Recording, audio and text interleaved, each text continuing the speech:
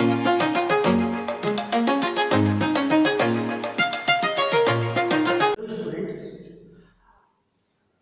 class is organized on the behalf of Children Public School, Ahmedgarh, especially for the students of 9th, 10th, 11th and 12th. Today we are going to discuss an important topic, that is clause. You have heard about the clause in your previous classes also, but here for the student of 9th, 10th, 11th, 12th, it is too much necessary, very much essential, you can say, that they must know properly about clause, because clause plays an important role when we talk about compound sentence and complex sentence. So here now I would like to just go through this without wasting time. Clause, CLAUSE, this is clause. Hindi में हम इसे उपवाक्य या छोटे कथन वाक्य आप बोल सकते हैं. सबसे पहले ये समझने के लिए कि क्लॉज है क्या. क्लॉज भी क्या है? It is just like a similar to simple sentence. जैसे आपके छोटे साधारण वाक्य होते हैं, सिंपल सेंटेंस होते हैं, जिसमें एक वर्ब होती है और एक सब्जेक्ट होता है, उसी तरह से ये होता है. बट ये उससे कुछ मामले में भिन्न हो सकता है. पहले हम ये जानेंगे what is clause.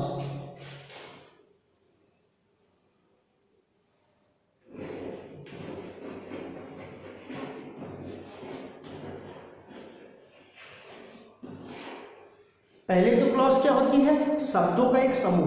Clause is a group of words. It is also like a sentence, like a phrase. It is also a group of words.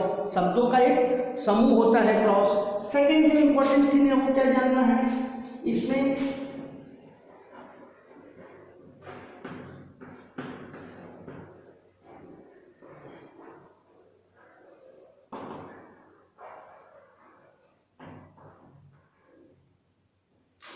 Second thing is that it has combination of subject and verb. In sentence also you see that there is a combination of subject and verb, and object is also sometimes used there. So same like sentence only, clause also has a subject and verb of its own. Every clause, either it is any type of clause, but it must have the combination of subject and verb, and primarily it must be a group of words. Second, now coming ahead,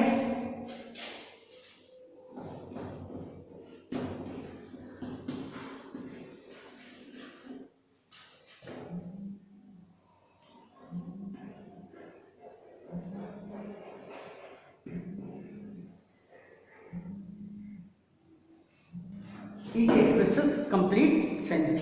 Clause also give complete sense about the thing said. जो कुछ कहा जाता है, जो कुछ किया जाता है, उसके बारे में क्लॉज भी सेंटेंस की तरह संपूर्ण आपको बातें बताती है, जानकारी देती है.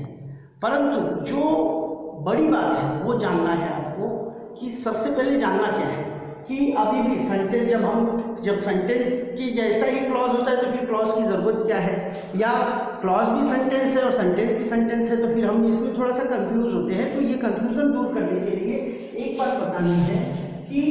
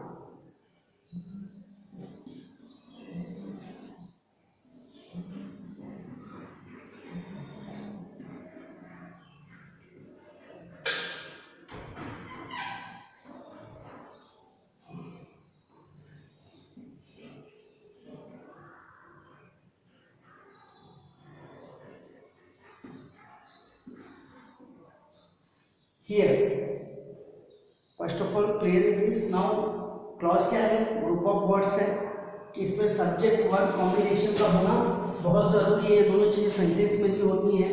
It expresses complete sense, sentence भी इस तरह करता है लेकिन डिफरेंट, बड़ा डिफरेंट अब आप यहां समझेंगे।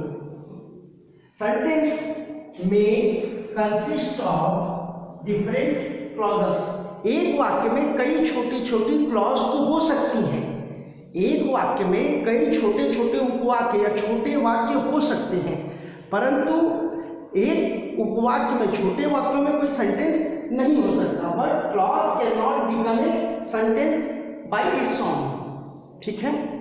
और and A clause can be a part of a larger sentence. हम जब कोई बड़े वाक्य का निर्माण करते हैं जिसमें दो सब्जेक्ट, दो प्रेडिकेट होते हैं, दो कथन होते हैं, तो उनमें से छोटे छोटे जो दो कथन होते हैं या तीन कथन होते हैं उनको हम क्लॉज कहते हैं। जैसे फॉर एग्जाम्पल मैं आपको बताना चाहूँगा, ओके, इसको आपको मैं एक एग्जाम्पल से समझाना चाहूँगा इन बातों को।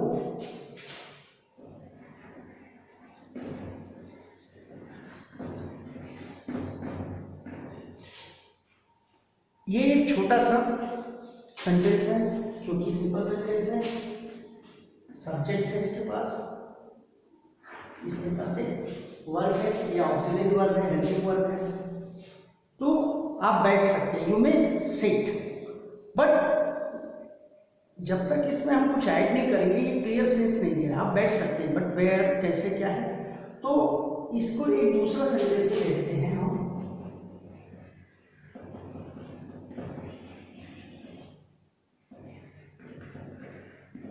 इसमें भी एक सब्जेक्ट है और एक वर्ब है, ग्रुप ऑफ वर्ड्स है। ये दोनों एक अलग अलग क्लॉजेस है। ये एक डिफरेंट क्लॉज है और ये एक डिफरेंट क्लॉज है। जब इन दोनों को कंबाइन कर दिया जाता है, एक साथ रख दिया जाता है, तो एक बड़े सेंटेंस का निर्माण हो जाएगा। और ये बड़े सेंटेंस में ये दोनों छोटी छोटी क्लॉज बन जाएंगी। एक बड़े वाक्य के निर्माण के दौरान उसमें जो छोटे छोटे अलग कथन कंजंक्शंस के द्वारा जोड़े गए होते हैं या कनेक्टर्स के द्वारा, रिलेटिव एडवर्ब, रिलेटिव प्रोनाउंस के द्वारा, उन्हीं को हम क्या कहते हैं, क्लॉज। और उस संपूर्ण शब्दों के समूह को जो एक कैपिटल से फुल स्टॉप तक खत्म होता है या कॉमा तक, उसको हम सेंटेंस बोलते हैं। उसमें जो छोटे छोटे कथन होते हैं उनको हम क्लॉज या उपवाक्य कहते हैं। अब इन दोनों को यदि हम साथ लिख देते हैं,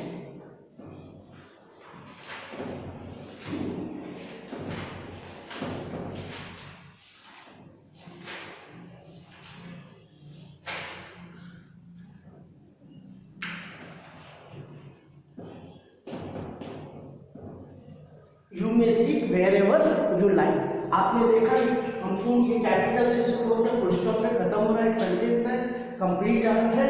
और ये क्लॉज हो गई, इसमें सब्जेक्ट है, वर्ब है।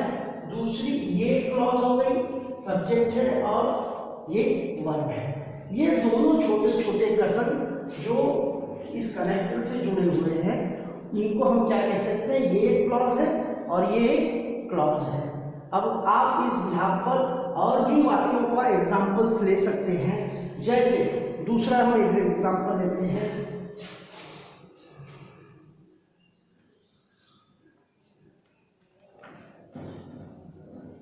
जी। अब ये दूसरा एग्जाम्पल हम लेते हैं, same. He went to the market but he didn't find her. He went to the market but he didn't find her. इसमें दो कथन है। ये संपूर्ण वाक्य यहाँ से लेकर यहाँ तक है, एक कैपिटल से फुल स्टॉप तक। लेकिन इसमें जो दो छोटे कथन भी हैं, दो छोटे उपवाक्य भी हैं। पीछे आपने पढ़ा कि उपवाक्य के पास क्या होना चाहिए, क्लॉज के पास क्या होना चाहिए, ग्रुप ऑफ वर्ड्स होना चाहिए, सब्जेक्ट वर्ब कॉम्बिनेशन होना चाहिए और एक अर्थ दे रहा हो। तो चेक कर लेते हैं पहले इसको, पहले पार्ट आप इसको देखिए। इसके पास सब्जेक्ट है अपना, ग्रुप ऑफ वर्ड्स है, सब्जेक्ट है और अपनी वर्ब है, ठीक है। फिर ये कंजंक्शन के द्वारा ऐड किया गया है दूसरा छोटा उपवाक्य। जो है इसके पास भी अपना सब्जेक्ट है और अपना वर्ब है, ठीक है। शी डिडंट फाइंड हर, तो ये he went to the market ये क्लॉज हो गई आपकी, और ही डिडंट फाइंड हर ये हो गई आपकी दूसरी क्लॉज। आपने यहाँ लिखा है clause can be a part of a larger sentence.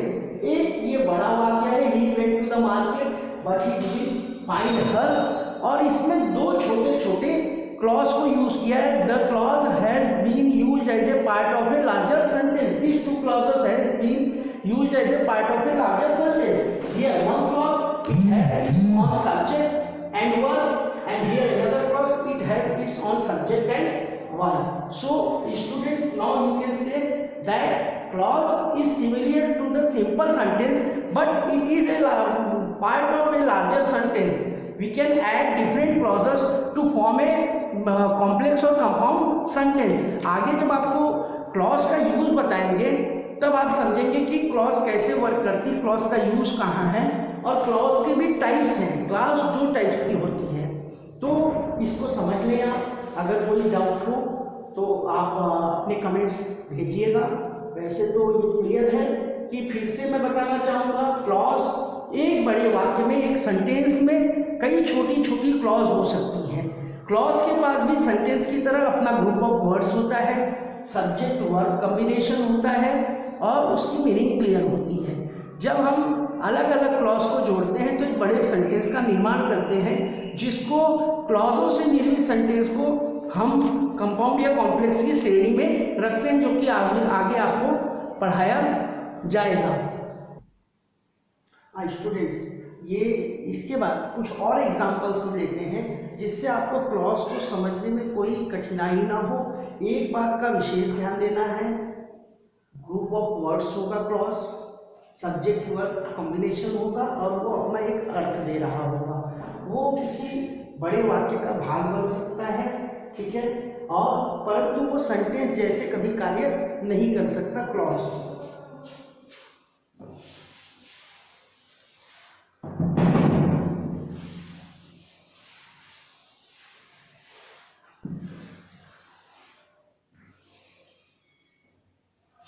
कुछ और एग्जाम्पल्स स्टूडेंट्स हम लेते हैं, जैसे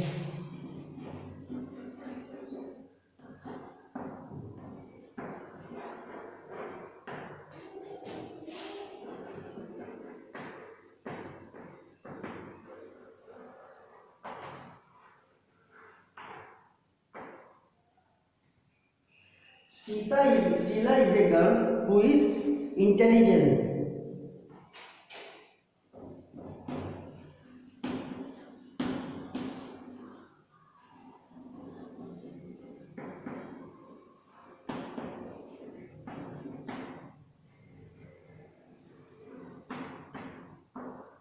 दूसरा एग्जाम्पल है, this is the house that Jack built.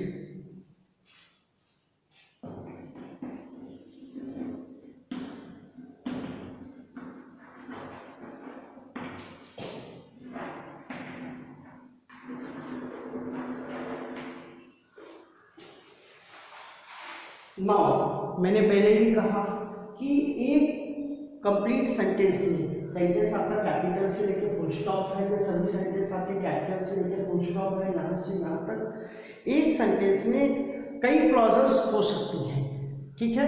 तो इसमें भी आप देखिए, इसमें दो स्टेटमेंट है, दो कथन है, दो क्लॉज है।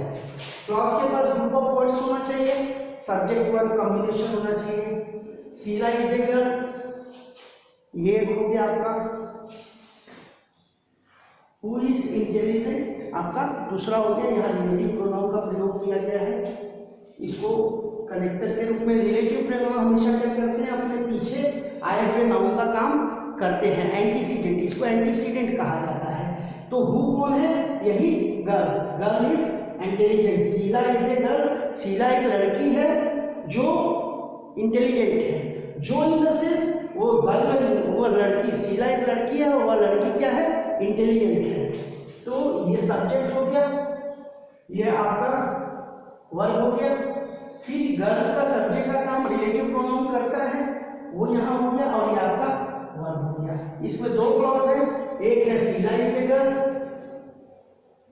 दूसरी क्लॉज है हु इज इंटेलिजेंट, और ये संपूर्ण एक सेंटेंस है। ठीक इसी प्रकार this is the house that Jack built, this is the house आपका एक पॉइंट है, दैट जैक बिल्ट दूसरा पॉइंट है, दिस इज योर सब्जेक्ट और ये बाकी आपका वर्ब हो गई। और फिर यहाँ पर दैट रिलेटिव प्रोनाउन होता है, पीछे आए हुए नाउन की तरह काम करता है, ये उसका एंटीसीडेंट होता है रिलेटिव प्रोनाउन का। हाउस दैट जैक बिल्ट हो जाएगा, ये सब्जेक्ट का काम कर रहा है इसकी जगह पे, तो यहाँ पे आपका सब्जेक्ट का काम कर दिया, सॉरी जैक आपका सब्जेक्ट हो गया, बिल्ट आपका वर्ब हो गया।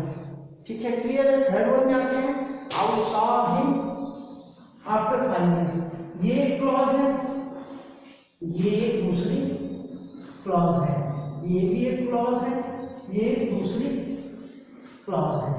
क्लॉज माने छोटे वाक्य, छोटे कथन जिनको एक दूसरे से जोड़कर बड़े कथनों का निर्माण किया जाता है, कंप्लीट सेंटेंस का निर्माण किया जाता है। इन एग्जाम्पल से आप इजीली समझ सकते हैं कि ये दो क्लासेस हैं। क्लॉज को जोड़ने के लिए अक्सर कनेक्टर्स का यूज किया जाता है, हु, दैट, आफ्टर, और जब भी रिलेटिव प्रोनाउन का यूज किया जाए तो रिलेटिव प्रोनाउन अपने पीछे आए हुए नाउन को सब्जेक्ट के रूप में यूज करता है। Okay students, now I would like to tell you about the types of clause. यदि कोई दिक्कत हो, समझने में परेशानी हो, आप हिंदी में भी इसका एग्जाम्पल देख सकते हैं। सुरेश मेरा मित्र है जो मुझसे 3 वर्षों से नहीं मिला। सुरेश मेरा मित्र है जो मुझे 3 वर्षों से नहीं मिला। दो कथन है, वाक्य संपूर्ण क्या है? वाक्य यही है कि सुरेश मेरा मित्र है जो मुझसे 3 वर्षों से नहीं मिला, ये तो पूरा एक वाक्य है, परंतु इसमें दो छोटे वाक्य हैं। सुरेश मेरा मित्र है ये एक वाक्य है, जो मुझसे कई वर्षों से नहीं मिला ये दूसरा वाक्य है, पिछले 3 वर्षों से नहीं मिला ये दूसरा वाक्य है। तो ये दोनों छोटे छोटे वाक्यों को मिलाकर एक बड़े वाक्य का निर्माण किया गया, छोटे छोटे उपवाक्यों को मिलाकर बड़े वाक्य का निर्माण किया गया। और ये सुरेश मेरा मित्र है ये एक छोटी क्लॉज है, उपवाक्य है, और वह मुझसे पिछले 3 वर्षों से नहीं मिला ये दूसरी उपवाक्य है। तो इस तरह से आप क्लॉज एक छोटे कथन होते हैं, छोटे स्टेटमेंट्स होते हैं जिनको जोड़कर बड़े कथन को, सेंटेंस को बनाया जाता है।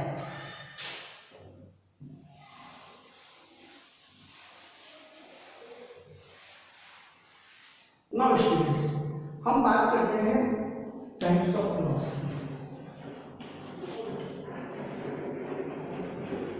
टाइप्स ऑफ क्लॉज, उपवाक्य के प्रकार। ये 2 प्रकार के होते हैं,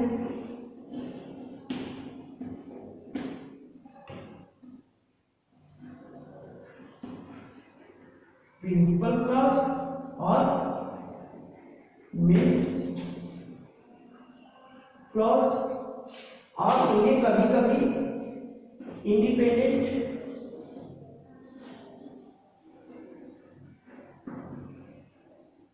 क्लॉज भी कहा जाता है। ठीक है, इसको 3 नामों से जाना जाता है।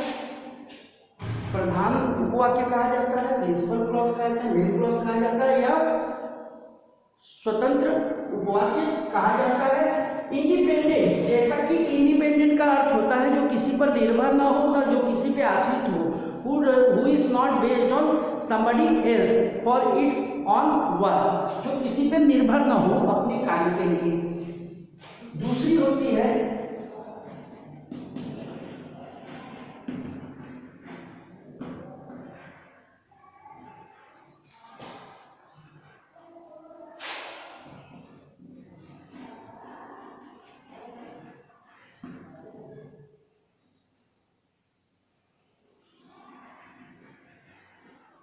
जिसको हम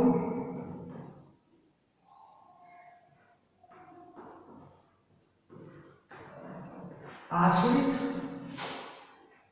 उपवाक्य भी कहते हैं। इसे हम आश्रित उपवाक्य भी कहते हैं, सबऑर्डिनेट क्लॉज कह लीजिए या डिपेंडेंट क्लॉज कर लीजिए। ये सबऑर्डिनेट इसलिए कि इसकी कोऑर्डिनेट क्लॉज ये है, ये प्रधान उपवाक्य है।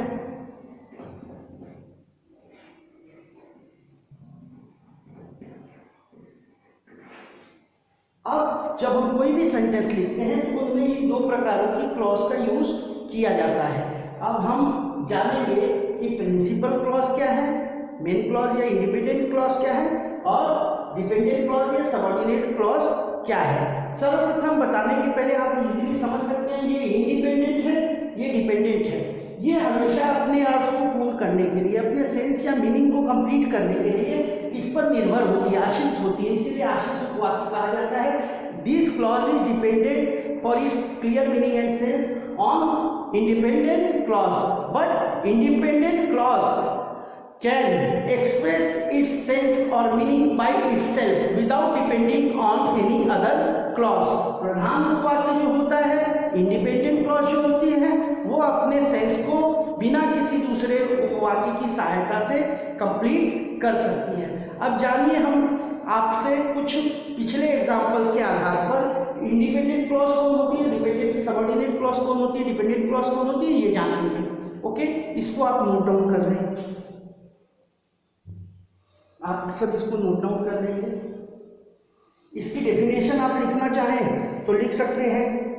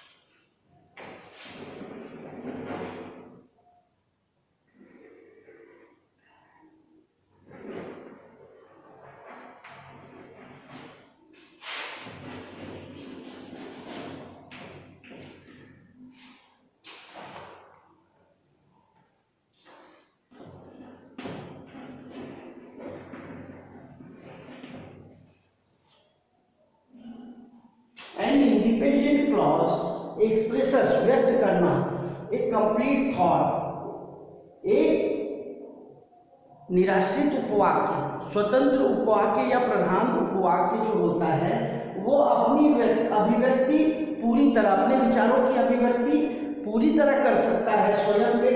कैन स्टैंड बाय इटसेल्फ, अपने स्वयं के आधार पर पूरे अर्थ को आपको क्लियरली बता देता है किसी भी वाक्य में, अगर उसको यूज किया गया है बड़ा लार्जर सेंटेंस बनाने के लिए। ठीक है, इसका हम एग्जांपल देख लेंगे। दूसरा सबऑर्डिनेट क्लॉज आप देखेंगे कि सबऑर्डिनेट क्लॉज क्या होती है।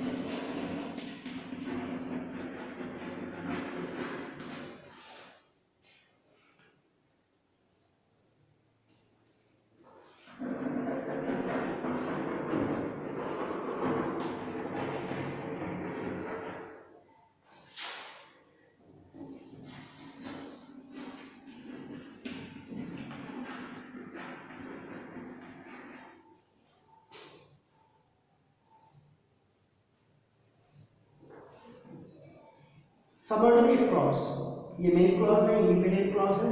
ये subordinate clause does not express A complete thought. जो सबऑर्डिनेट क्लॉज होती है, आश्रित उपवाक्य होती है, वो अपने अभिव्यक्ति को पूरी तरह क्लियर नहीं कर सकती जब तक कि वो डिपेंडेंट क्लॉज का, इंडिपेंडेंट क्लॉज का सहारा न ले। It and can not stand alone in a sentence. अगर इसे किसी सबऑर्डिनेट क्लॉज को आप किसी सेंटेंस में अकेला छोड़ देते हैं तो वो अपने अर्थ को पूर्ण रूप से व्यक्त नहीं कर पाएगी, स्पष्ट क्लियर नहीं कर पाएगी तब तक जब तक कि वो किसी इंडिपेंडेंट क्लॉज का सहायता न ले। इसीलिए इसके सबऑर्डिनेट करते हैं क्योंकि इसका कोऑर्डिनेट इंडिपेंडेंट क्लॉज होती है, इसको इसके आश्रित रहने की जरूरत होती है। कुछ एग्जाम्पल से हम इसको समझेंगे कि how you are going to distinguish between a independent clause and and subordinate clause. इसके लिए बहुत आसान तरीका है। सबऑर्डिनेट क्लॉज जो होती है वो सबऑर्डिनेटिंग कंजंक्शन, अगर आपने पीछे कंजंक्शन पढ़ा होगा तो आपने कंजंक्शंस के टाइप पढ़े होंगे, तो उसमें कोऑर्डिनेटिंग कंजंक्शन होता है और सबऑर्डिनेटिंग कंजंक्शंस होते हैं। सबऑर्डिनेटिंग क्लॉज को जब भी किसी मेन क्लॉज से जोड़ा जाएगा तो उसके लिए सबऑर्डिनेटिंग कंजंक्शन का यूज किया जाएगा और मेन क्लॉज को जोड़ने के लिए किसी कंजंक्शन की जरूरत नहीं पड़ती है। कुछ सबऑर्डिनेटिंग क्लॉजेज जो होती हैं उनको जानने के लिए आप कुछ क्लू जान लेंगे, कुछ वर्ड्स जान लेंगे जिनसे वो प्रारंभ होती हैं, जिनसे वो बिगिन होती हैं, तो आप इजीली फाइंड आउट कर सकते हैं, डिस्टिंग्विश कर सकते हैं, डिफरेंशिएट कर सकते हैं। हम आते हैं क्लॉज को हम कैसे दो भागों में डिफाइन करेंगे, कौन मेन क्लॉज है और कौन सबऑर्डिनेट क्लॉज है। ये बात समझने के लिए कुछ हम पिछले लिए गए एग्जाम्पल्स, जो पीछे मैंने एग्जाम्पल्स लिए थे वो पुनः लेकर मैं आपको समझाना चाहूँगा। पहली चीज़ें आपको पता होनी चाहिए कि जो मेन क्लॉज होगी, इंडिपेंडेंट क्लॉज होगी, उसको अपना अर्थ स्पष्ट करने के लिए, अपने आप को एक्सप्रेस करने के लिए किसी की ज़रूरत नहीं होती। It can stand by itself to express its thought, but subordinate clause cannot stand by itself alone in a sentence to express its thought. It has to be dependent on main clause. आश्रित वाक्य को अपना अर्थ स्पष्ट करने के लिए हमेशा प्रधान उपवाक्य पर निर्भर होना पड़ेगा, परंतु प्रधान उपवाक्य को अपना अर्थ स्पष्ट करने के लिए किसी के ऊपर निर्भर नहीं होना पड़ेगा। एक क्लू आपको मैं दे दे रहा हूं छोटा सा, जो आगे हम आपको बताएंगे। सबऑर्डिनेट क्लॉज का प्रारंभ हमेशा सबऑर्डिनेटिंग कंजंक्शन से होता है।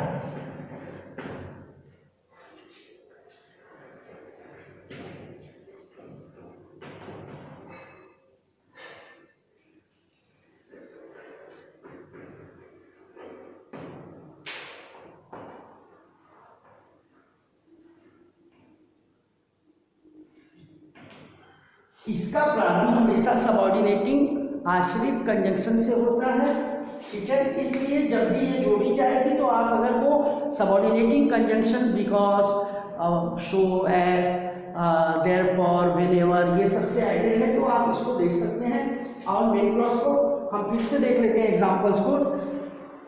पहला हमने लिखा था Sheela is a girl who is intelligent। यहां आप देखेंगे दो कथन हैं।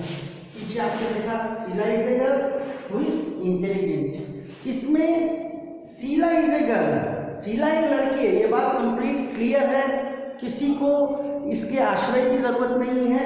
इसलिए ये क्या होगी आपकी मेन क्लॉज।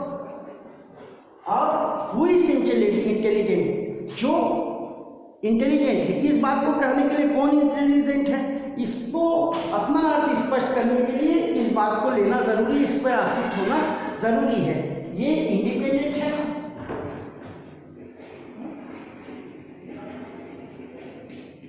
क्योंकि ये अपना अर्थ संपूर्ण खुद दे रही है, परंतु ये क्या है, ये डिपेंडेंट है, ये डिपेंडेंट है मेन क्लॉज पर। दूसरा एग्जांपल लेते हैं।